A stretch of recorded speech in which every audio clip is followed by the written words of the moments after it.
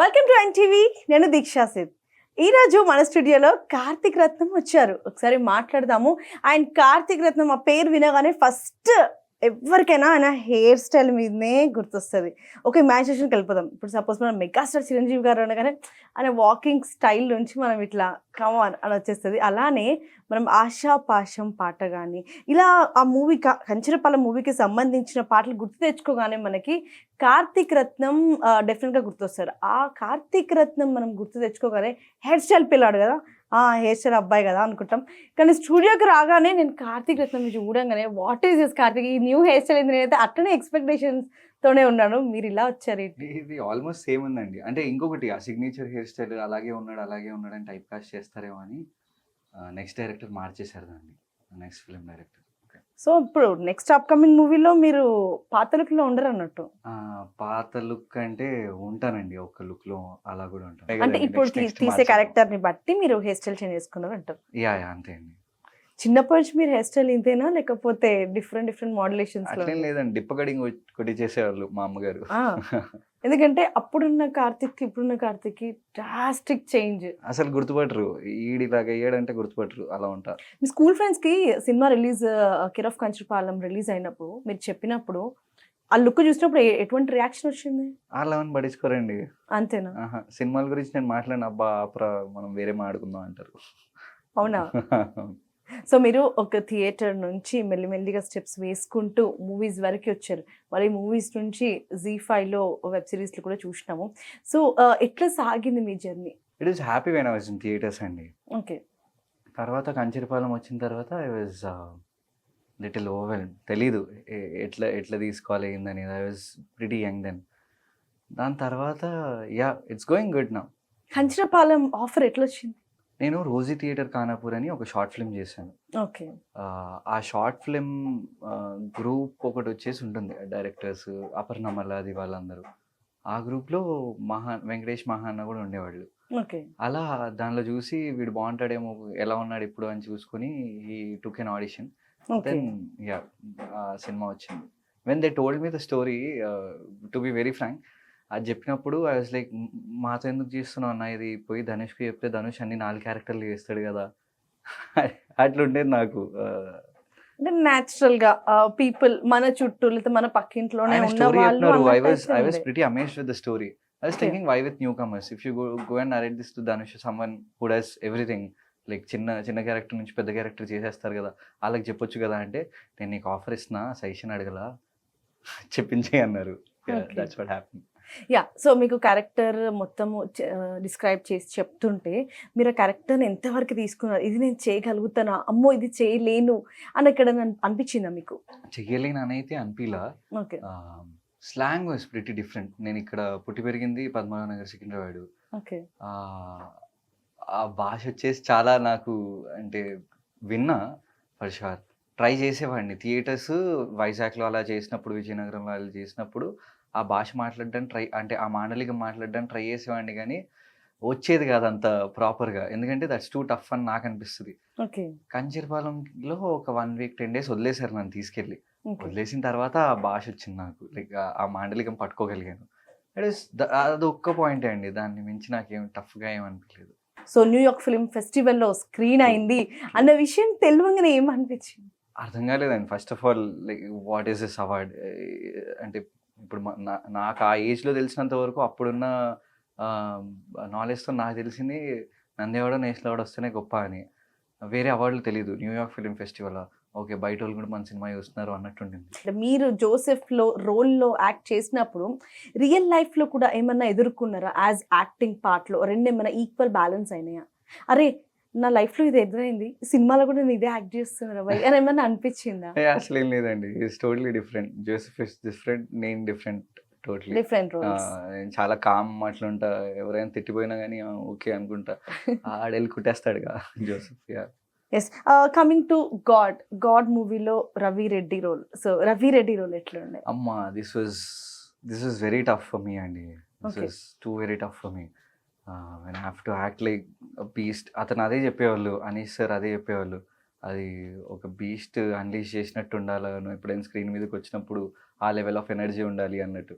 నేనేమో చాలా చాలా అంటే చాలా నార్మల్గా గట్టిగా కూడా మాట్లాడలేను నేను. అలాంటి దాంట్లో డైలాగులన్నీ బూతులతో అరుచుకుంటా మాట్లాడుతూ ఉండాలి. ఇట్ ఈస్ ప్రిటీ టఫ్ అండి. ఇంకొకటి నాకు ఇంట్లోనే షర్ట్ లేకుండా తిరగాలని చాలా కష్టంగా ఉండేది. ఆ సినిమాలో నన్ను డ్రాయర్‌లో నిలబెట్టేశారు. So, it was very tough for me to act in that. మీ కెరీర్ వచ్చేసి 2018లో స్టార్ట్ అయింది. ఇప్పుడు రైట్ నౌ 2024లో చూసుకుంటే 'శ్రీరంగ నీతులు కార్తిక్'. సో 'శ్రీరంగ నీతుల్లో కార్తిక్' అన్న రోల్. సో మీ పేరే మీరు పెట్టేసుకున్నారేంటో. నేనేం పడేసుకోలేదు. ఆ డైరెక్టర్ ముందు నుంచే కార్తిక్ అని పెట్టుకున్నారు ఆ రోల్ కోసం. సో ఈ 2018-24 వరకి మీ వేవ్ ఎట్లుంది కెరియర్‌లో?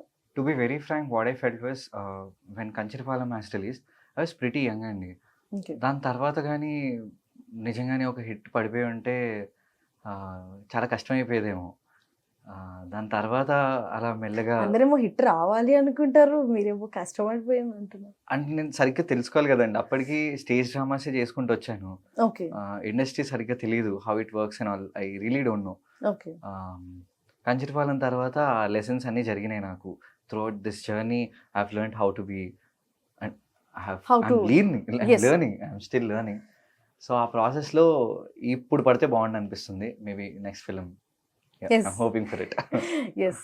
సో 2018 నుంచి 24 వరకి మీ ట్రావెల్ చేసిన అన్ని క్యారెక్టర్స్‌లో మీ క్యారెక్టర్ మాత్రం ఎక్స్‌క్లూజివ్‌గా బెస్ట్ క్యారెక్టర్ ఏదనిపించింది? వన్ ఈజ్ రవిరెడ్డి అండి. నాకు చాలా ఇష్టం. 'గాడ్‌లో' రవిరెడ్డి అనే క్యారెక్టర్. 'నారప్పలో' మునికన్న క్యారెక్టర్ కూడా నాకు బాగా ఇష్టం. When I watched it I felt I have done good job. Then this 'Sriranga Neethulu Karthik'. This was also pretty good character is what I felt. So Narappa చేసిన ట్రావెల్ జర్నీకి సంబంధించిన విషయాలు చెప్పండి మాకు. It was a dream to see Venkatesh sir అండి. Yes. 'Kancharapalem' జరుగుతున్నప్పుడు రామనాయుడు స్టూడియోస్‌లో second స్క్రీనింగ్‌కి వెంకటేష్ సార్ వచ్చారు. నాకు ఇంకా నాకు గుర్తు తెచ్చుకుంటుంటే అలా ఫ్రెష్‌గా ఉన్నాయి ఆ మెమరీస్ అన్నీ. వెన్ ఐ సా హిమ్ ఒక ఫోటో దొరికితే బాగుండు, ఎలాగైనా దొరికితే బాగుండు అంటే వేరే వాళ్ళు దిగుతున్నప్పుడు నేను దూరిపోయి దిగేశాననమాట ఫోటో. ఓకే. అమ్మ ఇది వచ్చిందని చెప్పి మా అమ్మ like she is a big Venkatesh fan. తను 8 మంత్స్ ప్రెగ్నెంట్ ఉన్నప్పుడు కూడా వెంకటేష్ సార్ ఫిల్మ్ రిలీజ్ అయితే she went and watch that film. That's how she is. నేను కూడా చిన్నప్పటి నుంచి ఆయన సినిమాలు చూసుకుంటూ I was a big huge fan of him. మీరు వెంకటేష్ సార్ కాన్వర్సేషన్ ఏమైనా ఉందా? పీటర్ రైన్స్ మాస్టర్ చాలా టఫ్ అండి బేసికల్లీ. 'నారప్పలో' పీటర్ రైన్స్ మాస్టర్ అనమాట. ఓకే. క్లోజప్ షాట్ ఉన్నా కింద కాళ్ళకి చెప్పులు లేకుండా అరటి తోటలో అక్కడిక్కడ పరిగెత్తిచ్చేవాళ్ళు ఆయన. ఓకే.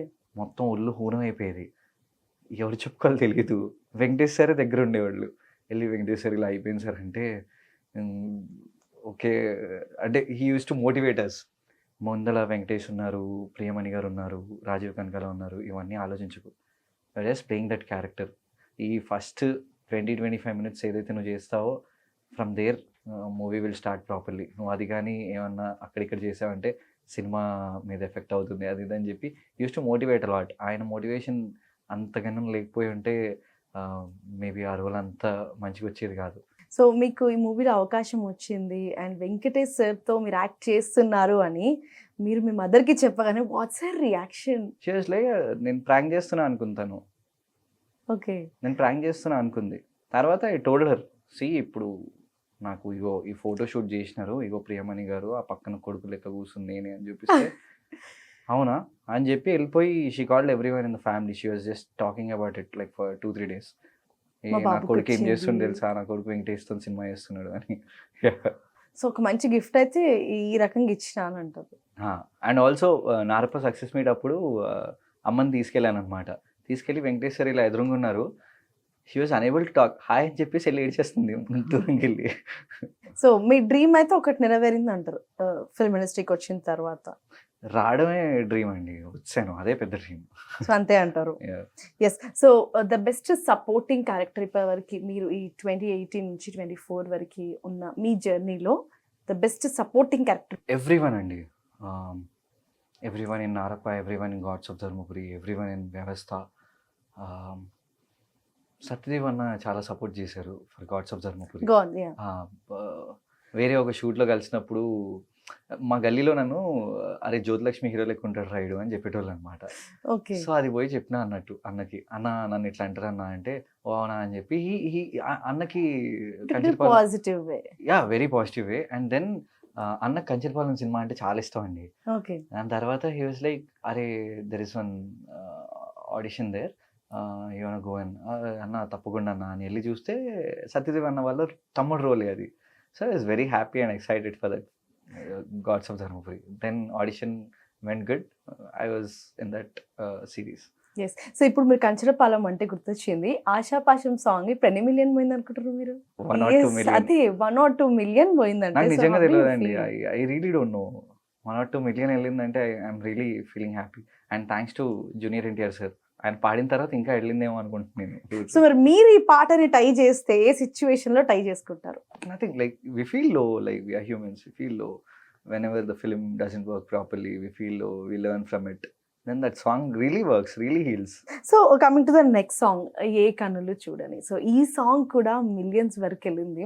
సో ఆ సాంగ్ మొత్తం కూడా మోస్ట్లీ మీ చుట్టూ తిరుగుతూ ఉంటుంది అసలు ఎట్లా ఏంటి అనేసి అని. సో ఆ సాంగ్ జర్నీ గురించి చెప్పండి. అది మామూలుగా మన రెహమాన్ సార్ రాసింది. రెహమాన్ సార్ రాయడమే నాకు భలే అనిపించిందండి ఆ song. It is really very nice. దీనికి ముందు ఇంకొక లిరిక్ ఉండేది, ఏ కన్నులు చూడని చిత్రమే బదులు ముందు ఇంకొక లిరిక్ ఉండేది. From that moment I'm with this song. When Sid Sriram గారు సంగ్ దిస్, దాని తర్వాత అది టోటలీ డిఫరెంట్ లెవెల్కి వెళ్ళిపోయిందండి ఆ పాట with his voice and all. I'm really happy about that song. ఎప్పుడు కానీ ఒక షూట్ చేసే ముందు పాటను ఒక 2-3 టైమ్స్ వింటారు కదా యాక్టర్స్. అవునండి. బికాజ్ ఏంటంటే ఏ ఏ డైలాగ్ కానీ ఏ మీనింగ్ దగ్గర ఎక్స్ప్రెషన్ ఎట్లా ఇవ్వాలి అనేసి అని. సో ఈ 2 పాటలకి మీరు ఎటువంటి హోంవర్క్ చేసిండ్రు? నాకు ఆశాపాసం పాట ముందు తెలియదండి. అది సినిమా అయిపోయిన తర్వాతే రాసి దాని ట్యూన్ కట్టి పాడారనమాట. ఏ కన్నులు చూడని చిత్రమే ఉండింది, ఓకే జస్ట్ ట్యూన్ ఉండింది. Okay tune was very nice. I use to really hum about it. Lyrics అప్పటికి లేకుండే. దాని తర్వాత నాకు చాలా ఇష్టమైన పాట శంకర్ మహాదేవన్ గారు ఆయన శంకర్ మహాదేవన్ సార్ పాడారు. అరే మేరీ సెలే అని ఒక సాంగ్ ఉంటుంది అర్ధ శతాబ్దంలో. I really love that song అండి. And coming to one more question, మనం అందరం చూసిన సినిమానే భైరవ అన్న రోల్ ఏదైతే ఉందో విరూపాక్షలో, ఆ రోల్ మీకు ఇద్దాము అన్న వార్త మాత్రం చక్కర్లు కొట్టినాయి. మరి అది రియలా కాదా, వైరల్ అయ్యింది అనేది మీ మాటల ద్వారా తెలుసుకున్నాను. అది యా అండి. అంటే సాయన్నకి యాక్సిడెంట్ అవ్వక ముందు మాట ఇది. Okay I weighted a lot for that character. I really wanted to do that. దాని తర్వాత గడ్డం తీసేయాల్సి వచ్చిందండి ఓకే వేరే సినిమాకి, సో వ్యవస్థకి. So I couldn't do that. So 2 parallel shoots అయినాయి అంటారు, విరూపాక్ష అండ్ వ్యవస్థ ఒకేసారి అయిందంటారా? ఆల్మోస్ట్ సేమ్ టైమ్ లైన్స్ అండి. Okay but I'm happy about Ravi గారు. He has done a good job. So ఈ సినిమాలో క్యారెక్టర్ మొత్తం తిరిగేది కూడా రవి దగ్గరనే అనేసి అని అన్నారు. సో అంత మంచి రోల్ మీరు మిస్ అయ్యారు అనేసి అని బాధపడ్డారా? బాధేం లేదండి, because it has been to a good actor. It was a breakthrough for him. I feel happy for him. ఎందుకంటే ఒక బుల్లితెర నుంచి సడన్ గా సినిమాలోకి రావడం అంటే కూడా that's not an easy thing. So అంత టర్నింగ్ పాయింట్ అంటే కూడా ఇప్పుడు ఎవరైనా బుల్లితెర నుంచి వెండితెరకు వస్తే మన మైండ్ సెట్ అట్లనే చూస్తాం మనం. అరే ఇక్కడ but when you get a meteor role to play, then it's nice. Audience also change will it. I accept. don't even know he has come from the TV side or నుంచి. something like that. Coming to TV, so మీరు Z5 లో కూడా చేసిండ్రు, Z5 లో web series చేసిండ్రు. No. So 2 web series లో వ్యవస్థ అన్నది బాగా హిట్ అయింది. అవునండి. సో మీరు ఒక అడ్వకేట్ రోల్ తీసుకొని అడ్వకేట్కి ఉన్న బ్యాక్గ్రౌండ్ కానీ బాడీ లాంగ్వేజ్ కానీ ఆ లా టర్మినాలజీస్ కానీ చేయడానికి మీరు ఎటువంటి బ్యాక్గ్రౌండ్ వర్క్ చేసిండ్రు? Because I have done my education అదంతా CA చార్టెడ్ అకౌంటెన్సీ కదండి. నాలో లా ఉంటుంది. ఓకే సో ఆ కొన్ని పదాలతో పరిచయాలు ఉన్నాయి, అంతేగాని ఎప్పుడు మరీ అరిచి మాట్లాడలేదు. ఇలా పట్టుకొని పుస్తకం పట్టుకొని చదువుకుంటూ వెళ్ళాం కానీ దాన్ని బయటికి ఎప్పుడు చెప్పలా. ఈ సిరీస్ ద్వారా అవకాశం వచ్చింది. And also Anand Ranga sir, director of వ్యవస్థ, ఆయనతో చాలా మంది అడ్వకేట్స్ ఉండేవాళ్ళండి. ఓకే ఈ సిరీస్ కని ఆయన తెచ్చుకున్నారు వాళ్ళ ఫ్రెండ్స్ ని. సో ఇప్పుడు ఆ మూవీలో ఉన్న అడ్వకేట్స్ దాదాపు రియల్ అడ్వకేట్స్ కాదండి అంటే రైటింగ్ ప్రాసెస్ లో ఆయనకి హెల్ప్ అవ్వడానికి Okay. టర్మ్స్ ఎలా ఉండాలి ఏంటి అనేసి ఆయన అడ్వకేట్స్ ని వాళ్ళ ఫ్రెండ్స్ ని హెల్ప్ తీసుకున్నారు. అలాగే నేను వాళ్ళని చూశాను. నేను మా ఫ్యామిలీలోనే కొంతమంది ఉన్నారు. How they use to behave and all. I use to see కేసులు ఏం లేనప్పుడు ఊరికే వెళ్ళి తిరిగి వచ్చేవాళ్ళు అనమాట మా వాళ్ళు, లైక్ Okay. బేసికల్లీ మా ఫ్యామిలీలో వాళ్ళు. కేసు ఏమైనా ఉంటే అస్సలు అల్లాడిచ్చేవాళ్ళు, ఇంట్లోనే వాదించేసేవాళ్ళు. ఇంట్లోనే they use to practice a lot అండి. They use to like paper పట్టుకొని రాసి. కరెక్ట్గా can you find anything in it అన్నట్టు అలా అడిగేవాళ్ళు. So I use to see them ఎంత ఎంతుతోని ఎంత గట్టిగా పని చేస్తారనేది ఒక లాయర్. మిస్టర్ వంశీ అని సంపత్ రాజ్ గారి వాయిస్ తోటి పేరు. He was very supporting Yes, అండి. yes, I that- forgot supporting అని చెప్తుంటే ఇప్పుడు గుర్తొచ్చారు. హి వాస్ అవును. వెరీ సపోర్టింగ్ అండి. ఆయన ముందుంటే డైలాగులు సరిగ్గా చెప్పడం కూడా చాతయ్యేది కాదు నాకు. బికాజ్ ఆ మనిషి అంత ఉంటాడు, ఆయన ముందు మనం ఇంతే ఉంటాం. ఆయన చూస్తేనే కొన్ని డైలాగులు అలా పాస్ అయిపోతూ ఉంటాయి. So he use to support lot. So sir తో మీ ట్రావెల్ ఎట్లా ఉంది సంపత్ రాజ్ సార్ తో? ఫస్ట్ చూసినప్పుడు ఈయన బాగా పొగరుగా అలా ఉంటారేమో అనుకున్నా, but he was very friendly అండి. అసలు నా ఏజ్ వాళ్ళు ఎలా ఉంటారో అలా ఉంటారు ఆయన. సో మీకు ఎటువంటి సపోర్ట్ ఇచ్చిండ్రు సెట్ లో? లైక్ యువర్ లైక్ అప్పుడే వచ్చిండ్రు సెట్ లోకి, and when you met him for the first time ఎట్లా అనిపించింది? భయపడిపోయానండి ఆయన చూసి నిజంగా. చూడగానే ఆయన చూసి భయం వేసింది నాకు. ఎందుకంటే ఆయన చూడగానే మిర్చి సినిమాలో ఆయనే గుర్తొచ్చారు నాకు. దాని తర్వాత అలా మెల్లమెల్లగా వెంటనే టాక్ టు కాన్వర్సేషన్ స్టార్ట్ చేసి చిన్న కాన్వర్సేషన్ల తర్వాత అర్థమైంది how he's and all. But when I saw him తో అదే అండి, భయం వేసింది ఆయన చూడగానే. సో మళ్ళీ సెకండ్ పార్ట్ తీసే అవకాశం ఉందా ఉంది. మీకు ఫ్యూచర్ లో? డెఫినెట్లీ ఈ పలానా director, music director, co actor and ఆ క్యారెక్టర్ నేను చెయ్యాలి అని ఒక డ్రీమ్ పెట్టుకున్నారా? Tarun Bhaskar sir is the director. I really love Tarak sir, junior NTR sir and Nani sir. వాళ్ళతో maybe okay. Co actress Rajisha Vijayan అండి, నాకు చాలా ఇష్టం. ఓకే, కొంచెం గుర్తుపెట్టుకోండి. తరుణ్ భాస్కర్ గారు నోట్ చేసుకోండి. మేబీ అప్కమింగ్ ప్రాజెక్ట్స్ లో మీకు ఆల్రెడీ హింట్ ఇస్తున్నారండి. తరుణ్ అన్న మంచి గ్యాంగ్స్టర్ సినిమా వేద్దాం మనం. అంతే అంటారు. సో ఇక్కడ అంటే I want see that sort of director if his me, అంటే నేను పార్ట్ కాకపోయినా వాట్ ఇఫ్ తరుణ్ భాస్కర్ లాంటి డైరెక్టర్ ఒక గ్యాంగ్స్టర్ సినిమా వేస్తే ఎట్లుంటదని. సో మీ నెక్స్ట్ ప్రాజెక్ట్స్ ఏంటి? పీపుల్స్ మీడియా ఫ్యాక్టరీతో చేస్తున్నారు అన్న సమాచారం నాకైతే అందింది, మరి అది ఎంతవరకు కరెక్ట్ అంటారు? అవునండి, ఆల్మోస్ట్ సినిమా అయిపోయింది. ఓ, అయిపోవడానికి వచ్చిందా? స్టార్ట్ అయింది అని విన్నాను నేను. ఓకే ఓకే, ఆల్మోస్ట్ అయిపోయిందండి. ఇంకా కొంచెం షూట్ అది బ్యాలెన్స్ ఉంది. It's a beautiful love story అండి. You told no what is your dream project? As of now that's my dream project అండి. ఆల్మోస్ట్ 4 years నుంచి I'm waiting for that project to release. So age ఓనర్లో వస్తుంది. It's a pure love story అండి. Okay. చాలా మంచి love story అండి. So it will be touching to the all age groups or else only right now? No, for sure everyone will like it is what I feel. ఎందుకంటే Because ఇప్పుడు నేను when I was very young I have listened to that story. అప్పటి నుంచి ఇప్పటి వరకు same feel carry అవుతుందండి నాకు ఆ సినిమా గురించి. Same excitement every day I go to location and all. Still అదే ఫ్రెష్గా ఇది ఉంటుందండి. సో అంత ఎక్సైటెడ్ గా కార్తిక్ చెప్తుర్రు అంటే ఆయన లవ్ స్టోరీ, అంటే ఆయన పర్సనల్ లవ్ స్టోరీ ఇక్కడ ఏమైనా సింక్ అవుతుందా అనేసి అని డౌట్ అబ్బో, వస్తుంది. పర్సనల్ లవ్ స్టోరీలు బోరింగ్ అండి, సినిమాలు బాగుంటుంది. అంతే అంటారు. యా సో బోరింగ్ అంటున్నారంటే కొంచెం మీ లవ్ స్టోరీ ఏమైనా మాకు రివీల్ చేస్తారా? నార్మల్ ఎవ్రీ అబ్బాయి లైఫ్లో ఉండేది. అంతే, it's routine love story. Yeah, it's routine love story. Yes. And final question, so మీ అప్కమింగ్ ప్రాజెక్ట్ కి సంబంధించి డీటెయిల్స్ ఏమైనా చెప్పగలుగుతారా? ఎప్పుడు రిలీజ్ అవ్వబోతుంది, ఏంటి అసలు? ఈవెన్ ఐ డోంట్ నో అండి. ఈ ఇయరే స్టార్ట్ చేసాము. చాలా బాగా వచ్చింది సినిమా అయితే. ఎడిట్లో కానీ అలా చూస్తూ ఉంటే భలే అనిపిస్తుంది సినిమా. చేస్తున్నప్పుడే we felt very happy about it.